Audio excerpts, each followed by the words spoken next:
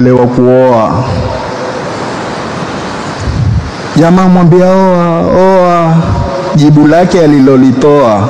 Na hapa tusikie vizuri sana, kwa sababu hao wa Somali tunaowataja sisi leo twashangana wao, wamekuwa kipawa mbele kwenye hii dunia. Hebu tujaribu kama wao walivyojaribu. Jibu lake alilolitoa akasema ya kwamba katika kujibu kwake asema, mimi sitooa mpaka mamangu afe.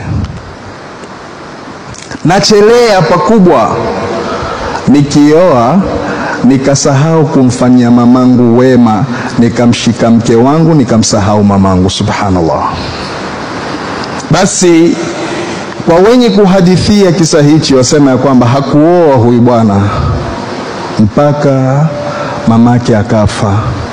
Mama alipokufa akasimama kwa kufunga ndoa na miaka imekwenda, lakini alibarikiwa na mali ya mapesa na mali ya dhuria na vijana wa kike na wa kiume. Na vijana wenyewe walikuwa ni vijana wenye kumfanyia wema kama alivyosimama kumfanyia mzazi wake wema. Na sote sisi siku zote tuambiwa, birru abaakum tubirrukum abnaukum, wafanyieni wema wazazi wenu, wafanyieni wema baba zenu, wafanyieni wema mama zenu, watawafanyia wema watoto wenu. Ndugu zanguni katika imani, tukitaka wema kwa watoto wetu, tuhakikishe tumefanya wema kwa wazazi wetu.